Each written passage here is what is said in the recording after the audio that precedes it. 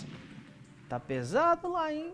É a situação bem complicada que a Jovem Pan se meteu, né? O Ministério Público Federal ajuizou, então, a ação civil pública na qual está pedindo pelo cancelamento das 3 outorgas de radiodifusão concedidas à Caramba! Jovem Pan, tá?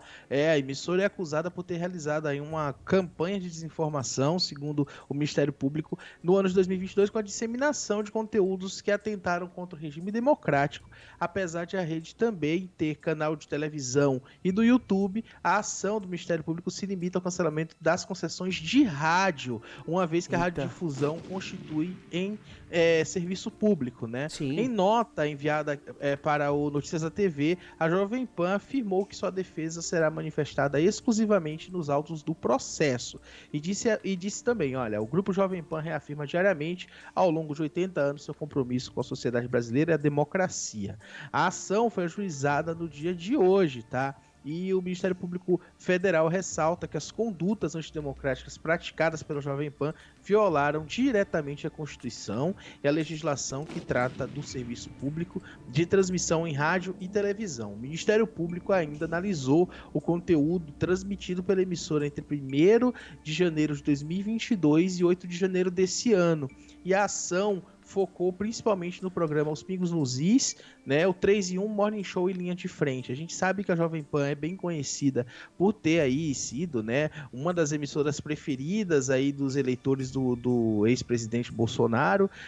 Teve toda aquela questão envolvendo ele, né, o 8 de janeiro também se tornou um momento aqui em que o Brasil passou por uma crise gigantesca institucional, né? Agora está rolando a CPMI também envolvendo essa questão do 8 de janeiro e a Jovem Pan agora sendo acusada por essa questão aí dessa campanha de desinformação. Vale lembrar também que não foi somente nessa época, né?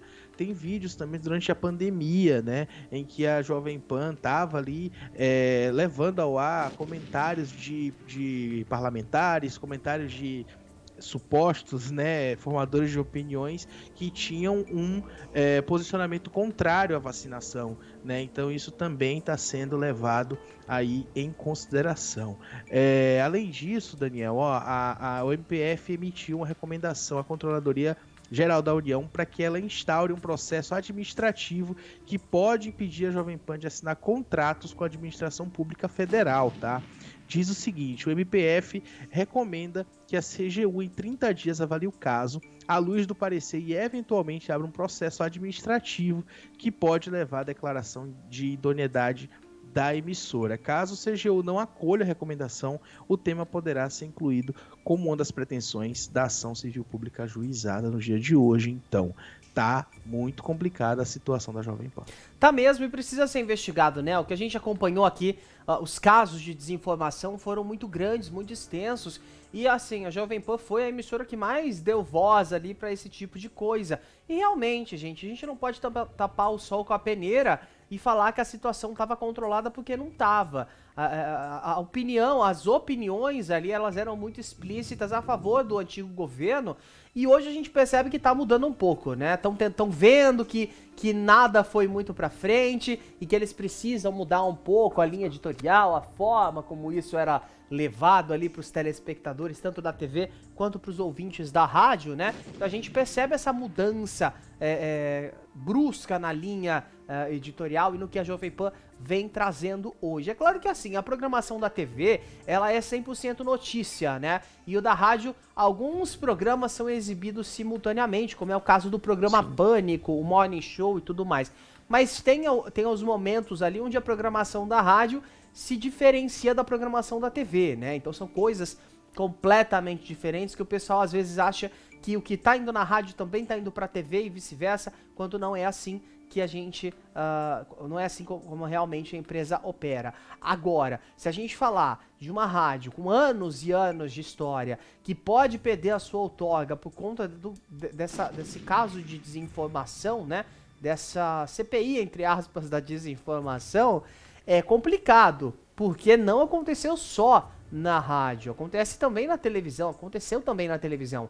E por mais que seja uma emissora a cabo, responde pelas mesmas leis, né? A lei da desinformação, na verdade a lei que impede a desinformação tá aí vigente para todos os meios de comunicação, até para quem tiver na internet, como foi o caso da própria Jovem Pan durante boa parte aí desses últimos 4 anos. Então agora cabe ao MP investigar e ver se realmente vai caçar ou não a outorga da Jovem Pan. Minha opinião, pessoal, não vai.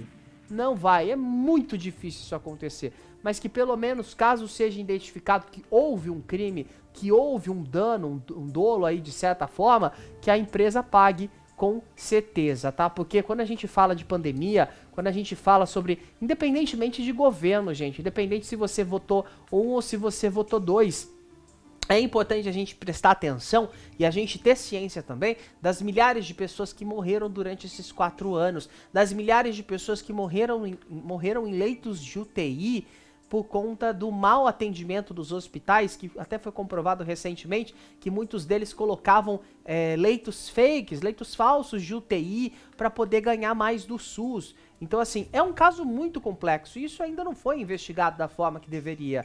Então, enquanto de um lado a gente tinha ali os profissionais da saúde raspando o tacho para conseguir dar conta de todos aqueles pacientes que estavam internados, a gente tinha uma imprensa que ainda tratava aquele discurso anti-vacina, ainda tratava aquele discurso de que as pessoas deveriam sair de casa e viver uma vida normal.